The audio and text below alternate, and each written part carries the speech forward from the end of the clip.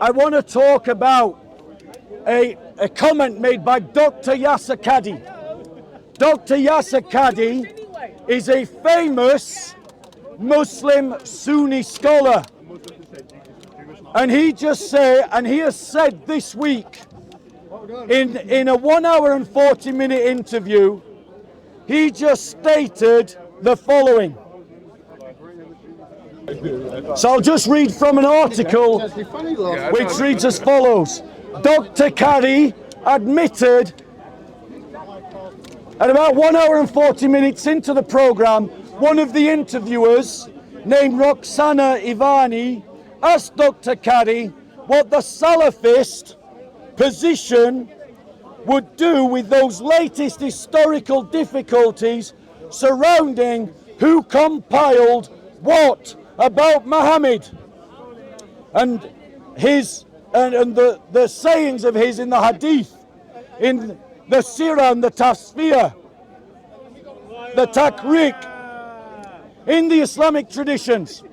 Dr. Qadhi admitted that this was a difficult question to answer, especially a man in his position, because he belonged to two camps which are debating this very problem, which created a kind of schizophrenic problem for him. And this is what he said.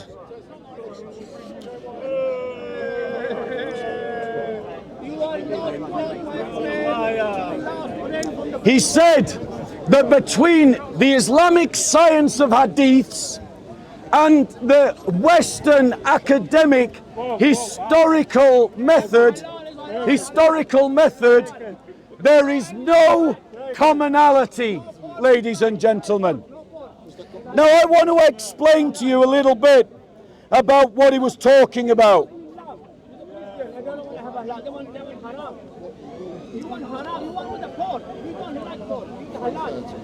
Here's what he's talking about. So Muslims use a series of literature called hadiths and sirat literature to talk about what Muhammad did, what Muhammad said, and what Muhammad permitted, and about his life in general. However, ladies and gentlemen, that literature in its entirety is dismissed by Western historians as not being sufficient as a source about Muhammad's life.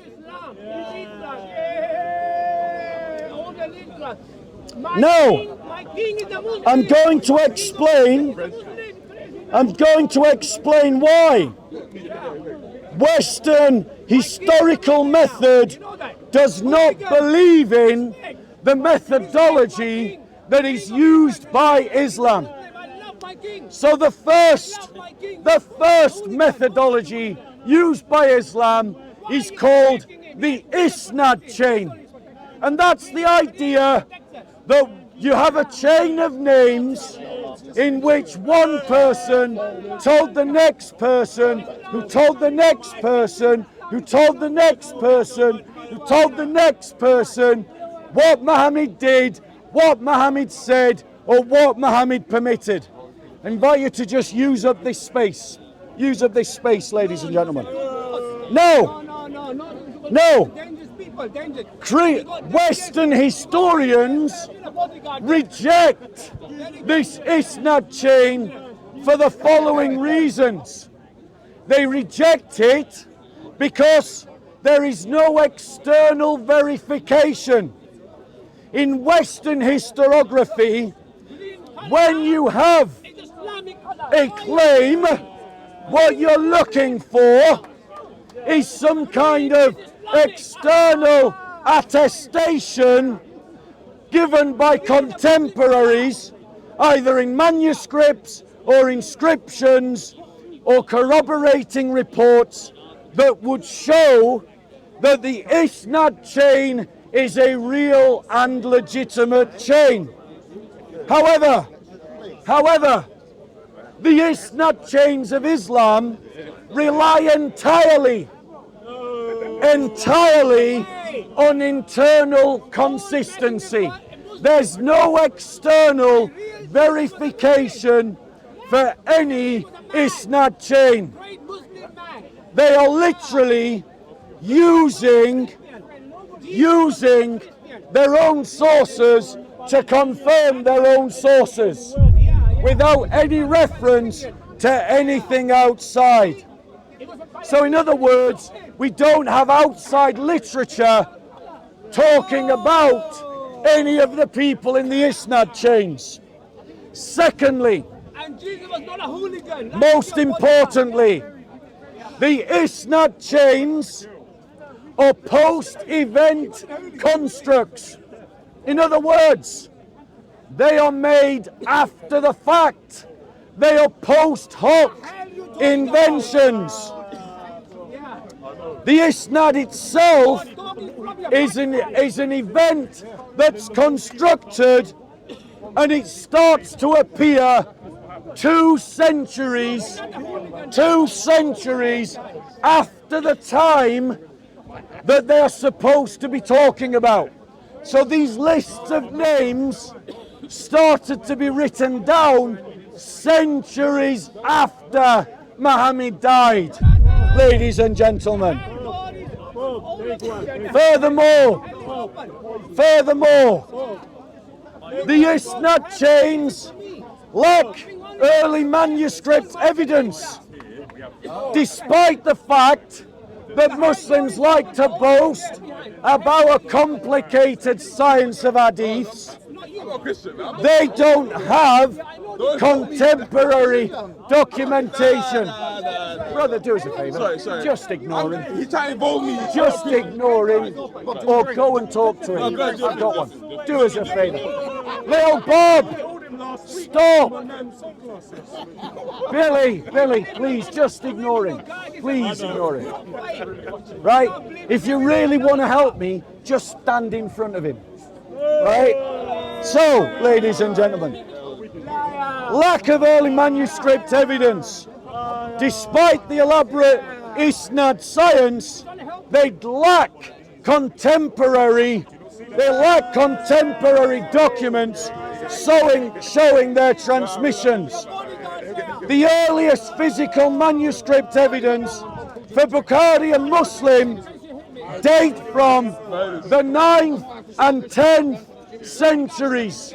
Muhammad died in the 7th century.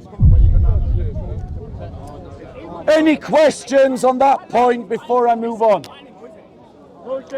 Any questions on that point before I move on? Okay. The next point, ladies and gentlemen, about hadith literature is that Muslims rely on something called adala, which is the idea of the moral uprightness of the men and the women. Well, it's all men, by the way, except Aisha and a few others. It's basically all men. It relies on the moral uprightness of those in the isnad chain. The Islamic approach is to say that if a certain person is said to have moral uprightness, they can be trusted to report accurately about what went on. But there's huge amounts of problems with that. Firstly, it is entirely subjective. Sunni and Shia and Ibadi and Sufi all disagree about which people have moral uprightness. They don't agree. So how can any of us trust any of their chains? Secondly, even if you were morally upright, how does that equate to good memory? How does that equate to the fact that you remember reliably? These two things are not the same. How does that guarantee that you don't state a lie by accident, in error, and you merely believe that it is true even though it is not? Secondly, there's no testing mechanism available to judge the moral uprightness of anyone in an isnad chain. In fact, the very evidence used to support the moral uprightness of a hadith reporter is from the very hadiths that they report. How many of you go about slagging yourself off every day? It's not something you do. How many of you, if you were caught up in an argument that relied on people trusting you, would say, oh, by the way, I'm a sinner? Ladies and gentlemen, there are no ways to test the moral uprightness of anyone in the isnad chain. And thus, ladies and gentlemen, trust in the isnad chains that verifies the hadiths is an entirely circular logic. Any questions on that before I move on to my next point? Any questions on that point before I move on to my next point? Okay, the third aspect that Muslims think guarantees their isnad chains is what they call liqa. Liqa is the idea that two people in the chain actually met and were contemporaries of one another. But the massive problem with that, and this is what Muslim scholars don't tell Muslims, and it's what Muslim da'i never tell any of us, is that in their methodology, possibility equals reality. In other words, they take it for granted that if two people could have met, that means that they did in fact meet. Now, anyone with a brain can immediately see how ridiculously stupid the assumption of Imam Bukhari was.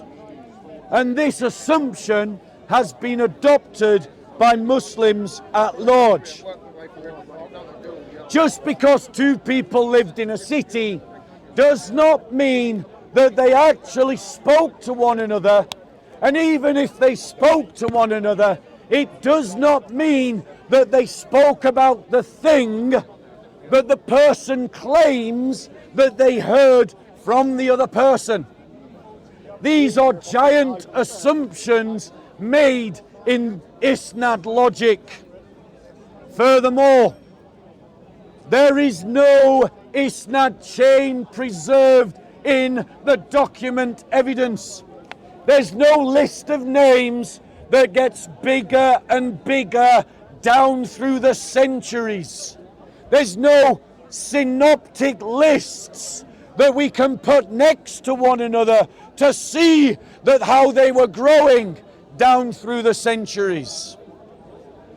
And even if maybe there is a fragment of something somewhere, it by no means covers the entire corpus. And to that fact, let me ask this question. Muslims believe that their guided caliphs compiled the Quran because the Quran was in danger of being lost as a transmission at the time of Uthman, when Muslims were on the borders to invade Christian Armenia.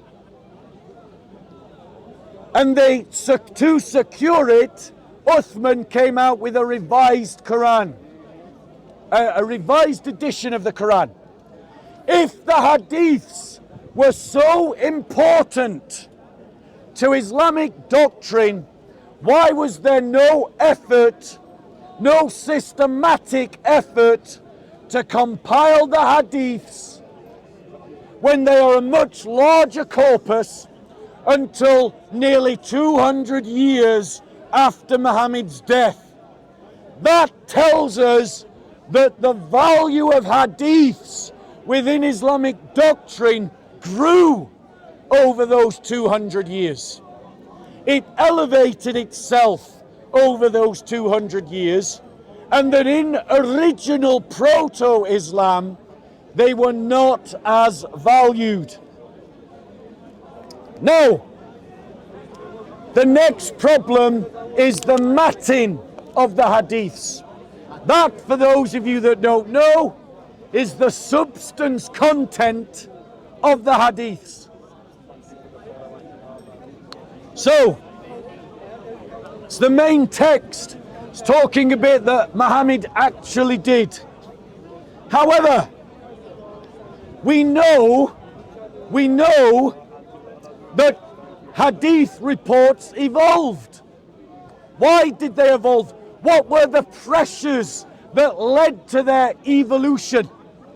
The first pressure was sectarian differences between Muslims themselves. Shia and Sunni argued over pretty much everything. And still do. And each group created hadiths to support their position. Secondly, was divisions and differences between and within different Muslim communities. If you look at the four madhabs of classical Islam that have survived into the current time, they disagree on just about everything. And each of them refer to hadiths to support their position. And so, ladies and gentlemen, these disagreements led to the creation of fictional hadiths. And there were theological and Sharia fiqh based reasons for the creation of hadiths. And the system to filter fake from real hadiths came too late.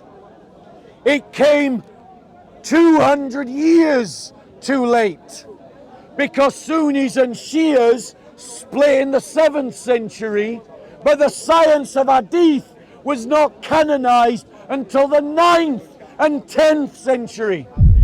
And the madhabs, with all their peculiar arguments, had already formed with their different methodologies of fiqh, which is the methodology of deciding Sharia law. They'd already formed before the 10th century. And so the science for filtering fake from real hadith, fake from da'if, came too late to guarantee that the current corpus of hadith is not actually penetrated completely with fictions and lies. Furthermore,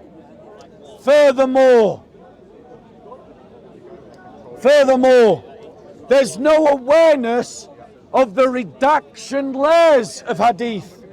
So, for example, the Western historian on Islam, G.H.A. Junbol, and Harold Motsky showed that hadiths were often the subject of gradual development, with isnads added retrospectively.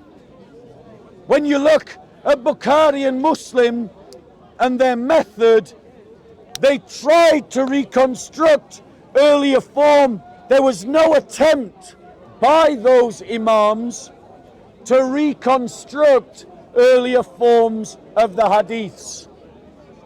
And so, layers and modulations of hadith stories developed and were included in the hadith literature. Any questions on that point before I move on to my next point? Any ideas as to why there's no women or very few women doing the hadiths? Yes. Is that something to do with the religion? Yes. The reason why so few women are involved in the telling of the story of Muhammad in the isnad chains is because Muhammad said in his hadith that women were deficient in their religion. He said that their intellect was only worth half that of a man.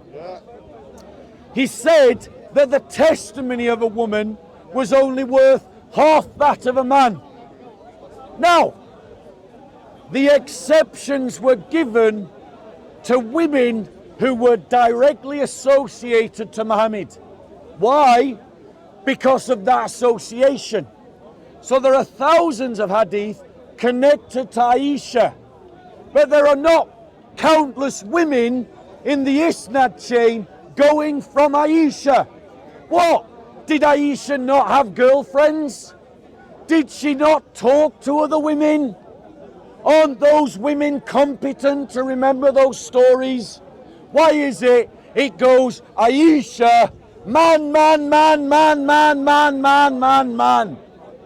Why? Because under Islamic Sharia law, the witness of a woman is worth half that of a man.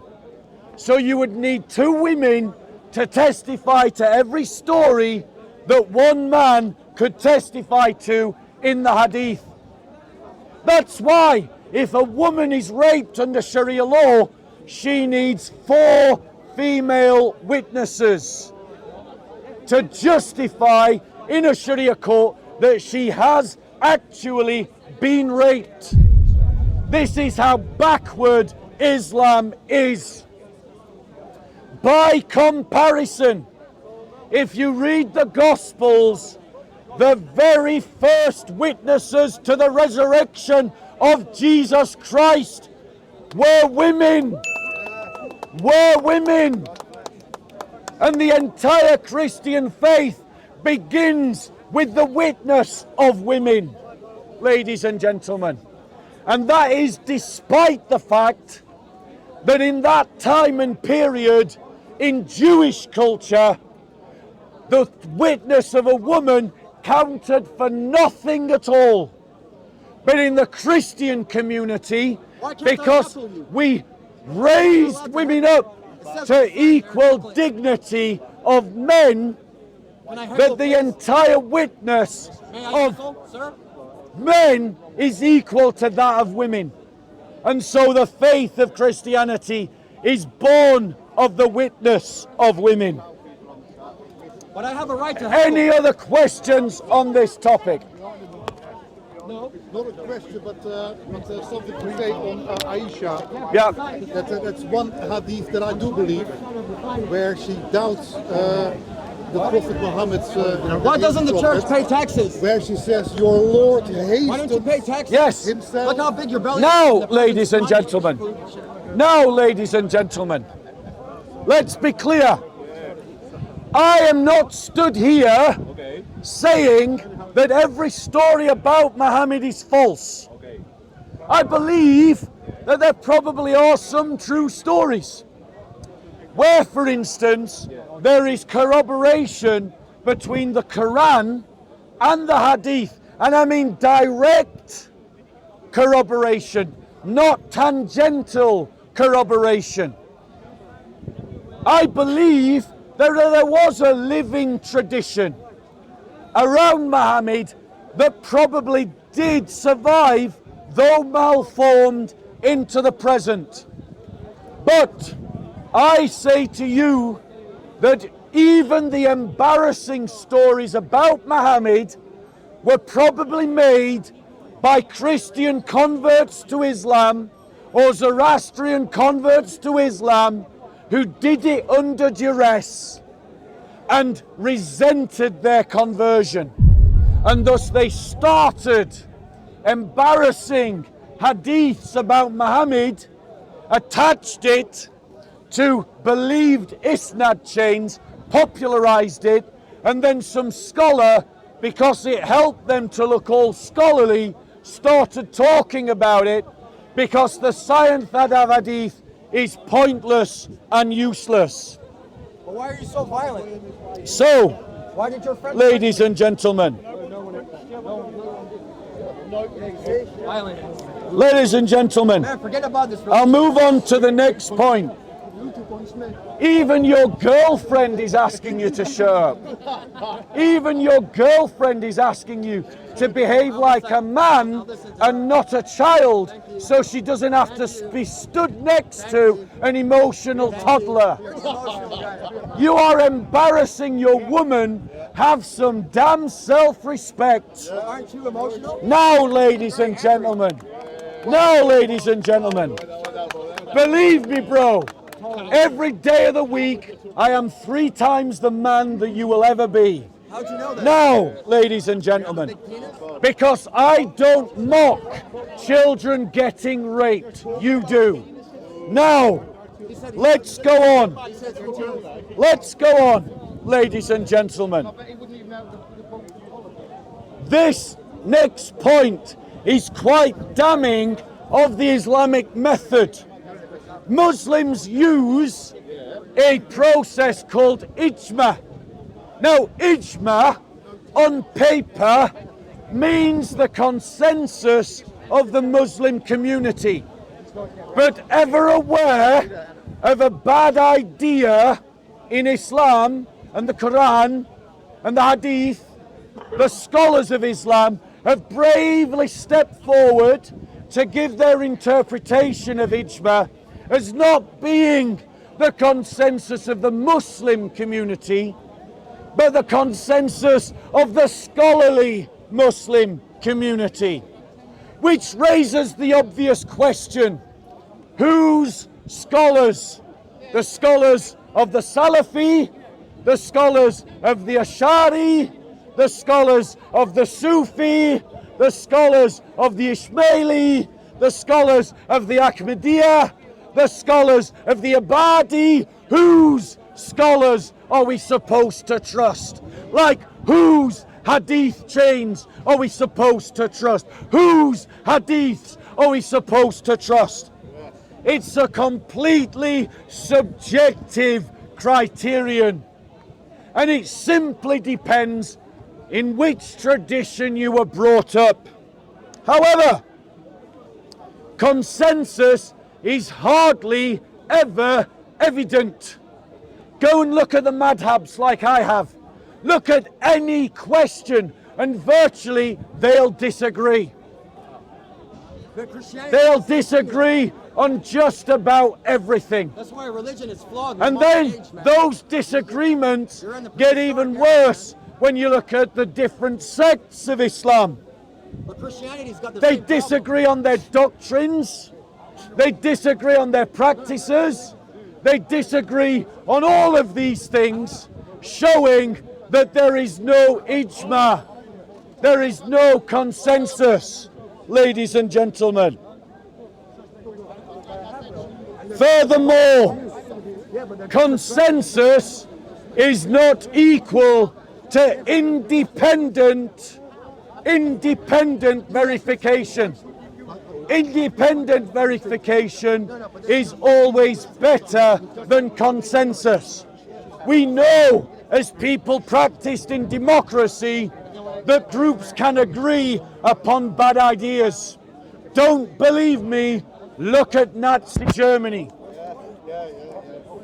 Groups can agree upon error, and we can look at Islamic tradition and see that Muslims change their mind.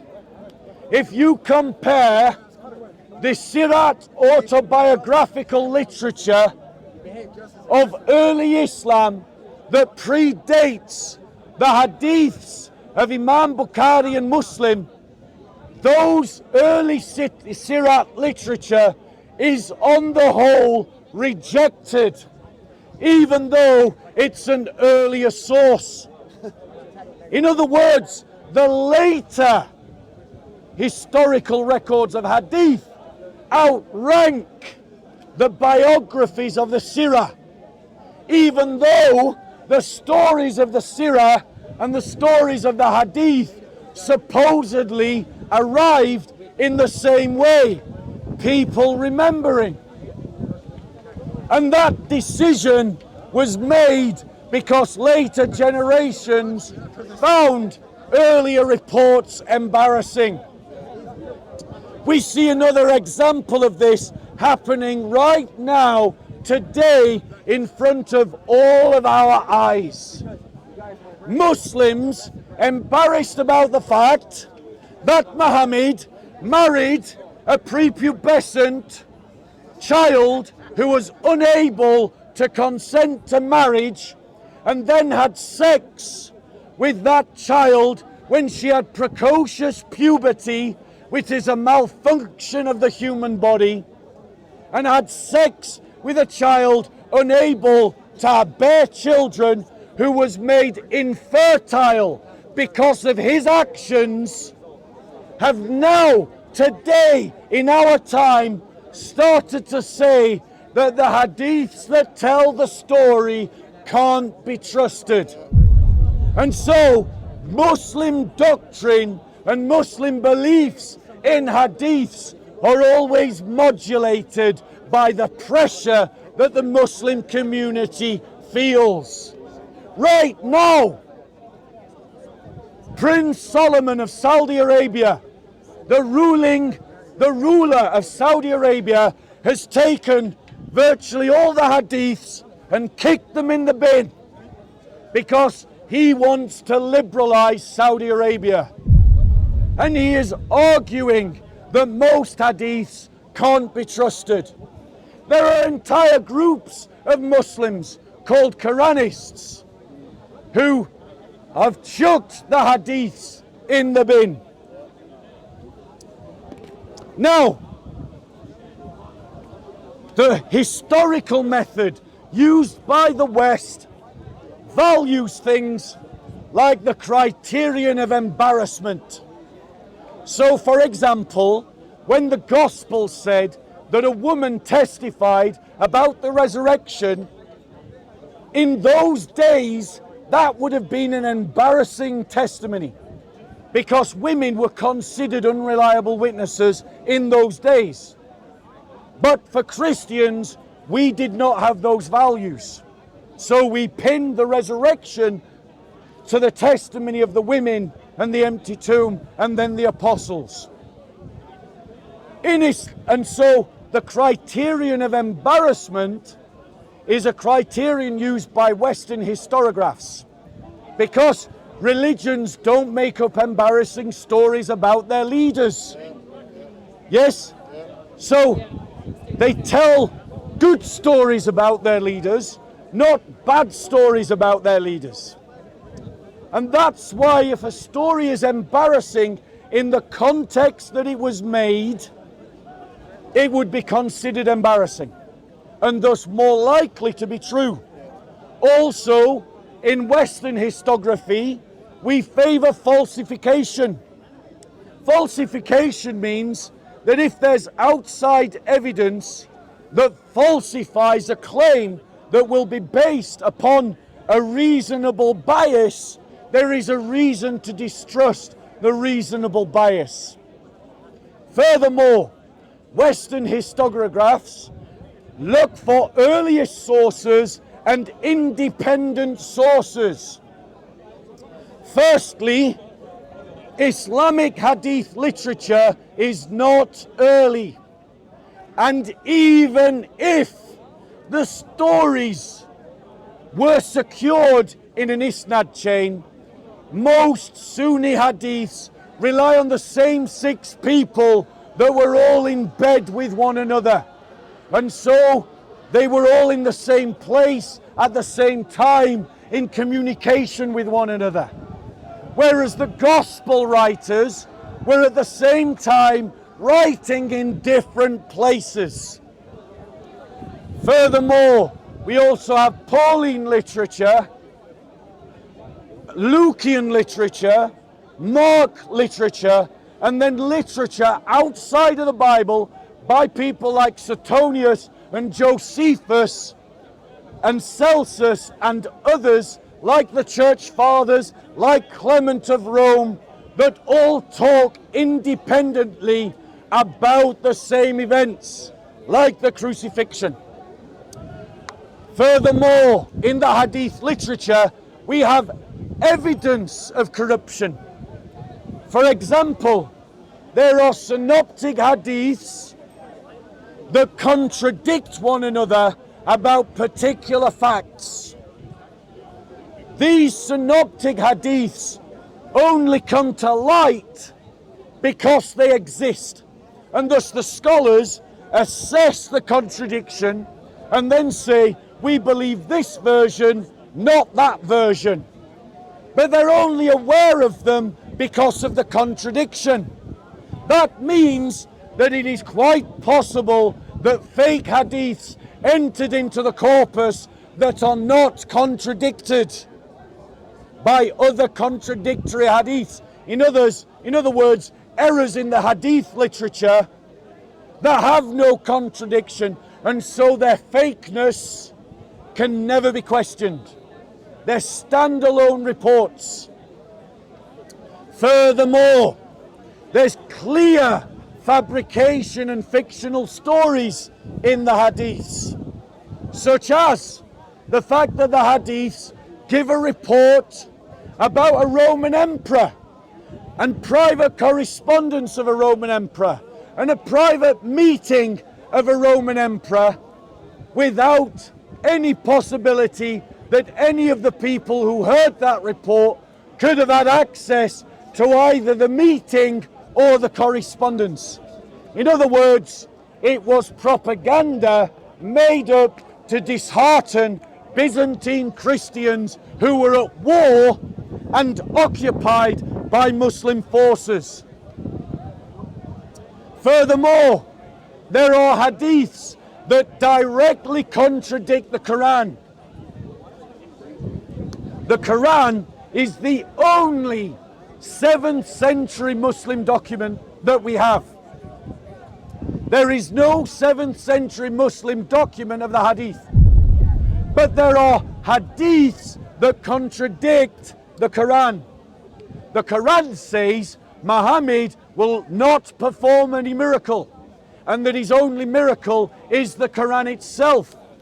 But the hadiths report miracles of Muhammad. Why do you think that was? I'll tell you why. Because when the Muslims conquered and occupied and began to Arabize Christian populations in the Middle East, the first thing that the Christians said was, what miracles did your prophet perform to show that he was from God? And the Muslims opened up their Quran and found nothing. And so they started to make up stories about miracles to show that Muhammad was a prophet from God. And for these reasons, ladies and gentlemen, every Muslim,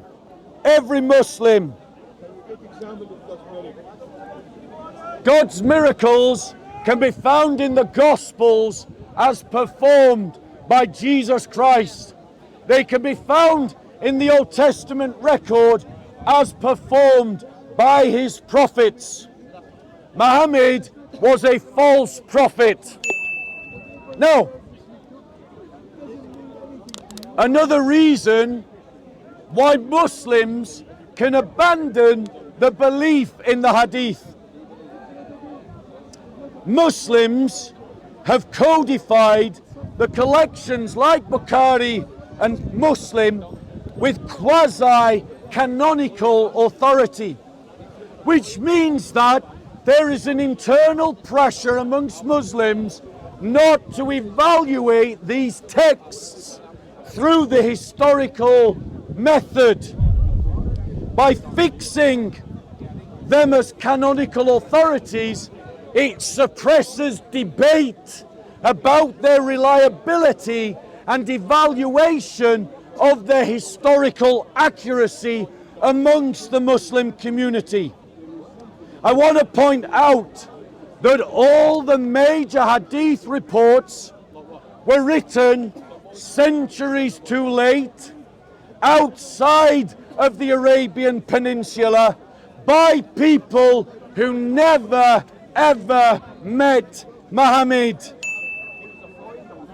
That's roughly akin to me writing a biography of Charlemagne today, using only oral reports and telling you, believe me bro, I heard it from good people. No Chinese. Any questions on that point before I move on to my next point? Are there any... Yeah, go on. When you talk about Islamic methodology, are you talking about tradition or principle? Second question, sorry. Western methodology is scientific methodology, while religious are irrational. So then same logic is applied to Hadith and the Bible. Right. So, ladies and gentlemen, guys, if you two want to debate, you want to take it over there? So, ladies and gentlemen, let's be clear. This presentation has been brought about because a famous Muslim scholar, Dr. Yasser Qadhi of America, has said that according to the Western historical method, Hadith literature and Sirat literature would not pass the test of the Western historical method. That's quite a statement. It's essentially saying that according to the Western historical method, Muslim sources can't be trusted. And I'm explaining why they can't be trusted from the Western historical method.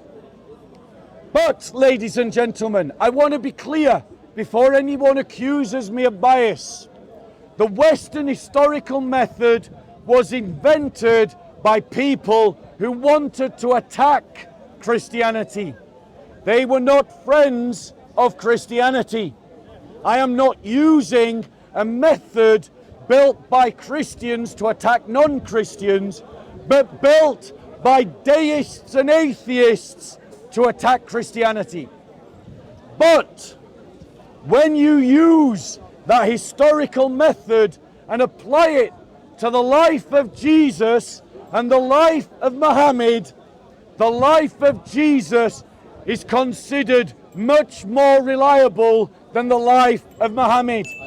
And that is why, ladies and gentlemen, Western historians, when they want to know about Jesus, they will go to the Gospels. Western historians, when they want to know about Muhammad's life, say, this is what Muslims tell us, not what we can believe from this Hadith literature, because it does not pass the test of Western historiography. You had a question. I think we covered it there, but we had outside historic facts that have been recorded. Are there any that record the facts and miracles from the Hadiths? I want to be clear. There is virtually zero support for the main claims of Islam. Virtually zero support that Mecca was a 7th century established settlement. Virtually zero support for the claim that Muhammad was a prophet that did any of the things claimed about him in the Hadith literature. But, ladies and gentlemen, when it comes to Jesus Christ, we have extra biblical support that he was a teacher, that he was called the Messiah, that he had Gentile and Jewish followers, that he was crucified under Pontius Pilate, that he was worshipped as a god. These are all the essential claims of the Christian faith. And so, by the historical method, Christianity stands tall as Islam's hadiths fall and fall and fall. Any questions, ladies and gentlemen? Where did I get the idea that now, apparently, Aisha is between the ages of 19 and 21? Right. This goes to an example that I mentioned earlier. The Hadith state that Muhammad married a child 6 years old who could not consent to that marriage, and then consummated that child marriage when she was 9 years old because she suffered from a condition called precocious puberty. In other words, it was child rape to a man who did not know any better. In other words, Muhammad was just as ignorant as a medieval Christian king who also might have married a child.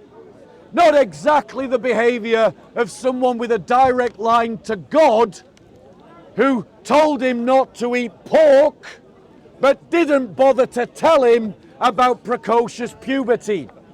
Now, Muslims are embarrassed by this these days because it means that they are forced to defend child marriage. And some good Muslims who don't want to do that have started to reinvent and to rework the Islamic Hadith tradition to say that Aisha was older, that she's more 18 years old or 19 years old. And they're doing it, ladies and gentlemen, because over the centuries of Islam, Islam has sifted its material sources to agree with whatever they needed to agree with at the time, depending upon their sect. Any other questions on the topic? Bob, you just implied that Aisha had suffered from precocious puberty, meaning that she actually was still technically pubescent. But the stories actually show that she wasn't pubescent, that she was still a minor. For example, I just debated a Muslim and proved to him that Al-Shafi, for example, accepted she was a minor, a prepubescent minor, which in Islam, if you're pubescent, you are an adult. And if you're prepubescent, you're a child. And he says very clearly she is a child. There's other scholars I can quote. So just... What's your question? Sorry, just picking up on the detail there, just to say that. Right, let's be clear. Let's be clear. I have a book in my bag from the Shafi madhab that states in black and white that marriage of prepubescent children is permitted under Sharia law. Right? And so there are Muslims who are saying, yes, Muhammad married someone who was pubescent, and that's fine. But the logic, ladies and gentlemen, that says because you bleed you're an adult is an ignorant, backward logic.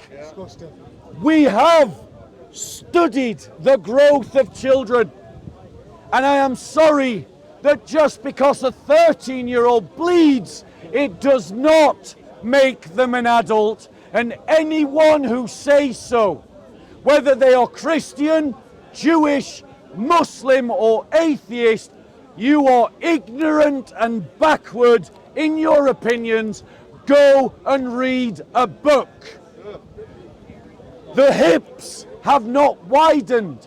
The frontal lobes have not yet fully developed for long-sighted decisions. The body chemistry is still in complete chaos. The fossilization of the bones has not yet fully completed. These are the definitions of a biological adult. And so, just because you bleed does not equal that you can breed. Right, any other questions on the topic? When I did a search, it shows that the average age of pregnancy throughout 30,000 years has been 24. And that the average life in 30,000 years ago was around 30. Right. Yeah? So it would have been known in those times that, but much like we know now, that it's 5 times more likely for a girl, an underage girl, to die in pregnancy. Okay. And 4 times more likely in those Thank you. times. All right, I get your point. I get your point. Ladies and gentlemen, I want you to do it right now. Do it right now. Please, I'm asking you, do it right now. Just Google what is the average global birth age. Do it right now. Google what is the average age for birth.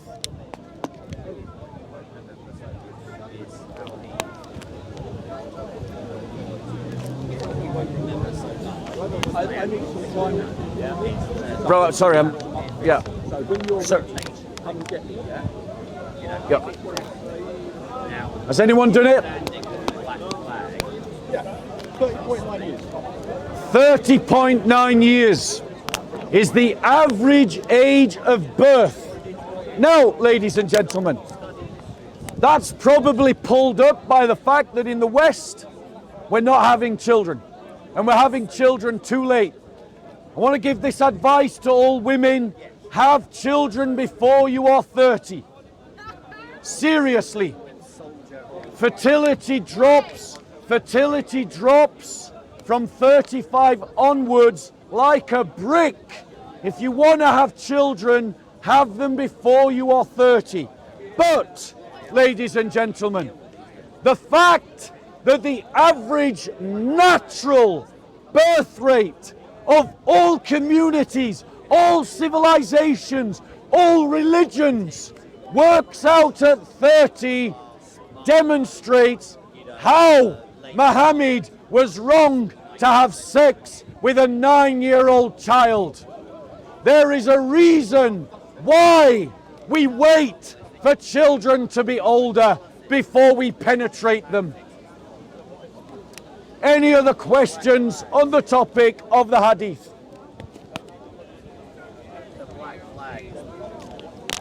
Going once? I am questioning. Going twice? You're going to have a flag like that. Going 3 times. I love your flag, by the way. Okay. Ladies and gentlemen, thank you so much. If you want to come in a bit, I'm going to go on to my next topic.